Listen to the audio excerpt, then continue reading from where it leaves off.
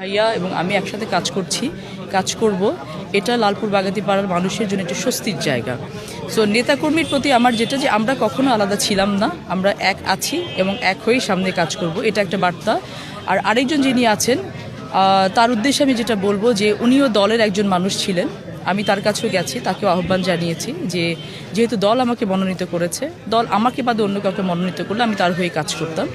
So যে যতক্ষণ পর্যন্ত আমি দলের একজন কর্মী হিসেবে নিজেকে পরিচয় দিচ্ছি, আমার দলের বাইরে যাওয়ার কোনো অধিকার নেই। সো উনি যেহেতু তারপরে মনোনয়নটা প্রত্যাহার করেননি, এখন প্রতিদ্বন্দ্বিতা করবেন, আমি এখন তাকে সেভাবে আমি একজন প্রতিদ্বন্দ্বী প্রার্থী হিসেবে বিবেচনা করব। কিন্তু তাকে আমি অনুরোধ করব তিনি কখনোই যেন আমাদের দেশনেত্রীর ব্যানার পেছনে নিয়ে তার প্রতীকের তিনি যেন প্রচারণাটা না করেন, কারণ এটা দলের সাথে উনি বেইমানি করবেন। এই হিপোক্রেসিটা উনি যেন না করেন।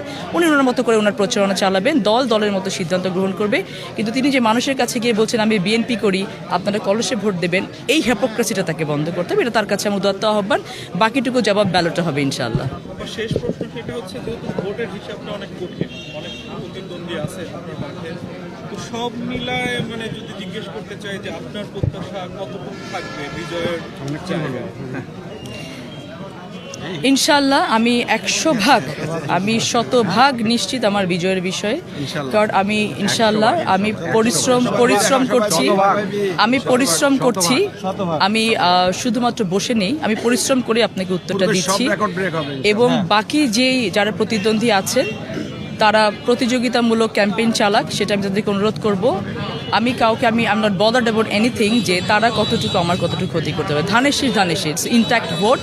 এবং যারা তরুণ ভোটার আছেন, যারা একটু ফ্লোটিং ভোটার্স আছেন, নারী ভোটার্স আছেন, আমাদের যারা আছেন সনাতন ধর্মমূল্যে আছেন, এই মানুষগুলোর কাছে আমি যখন গেছি, আমি তাদের চোখে হৃদয় যেটা দেখেছি, বুঝতে পেরেছি যে তারা আমাকে তাদের নিজের সন্তান হিসেবে গ্রহণ করেছেন এবং আস্থার জায়গাটা তারা পাচ্ছেন। সো আমি 100% নিষেধ ইনশাআল্লাহ বিপুল ভোটের ব্যবধানে ধানের শীষ জয়ী হবে ইনশাআল্লাহ।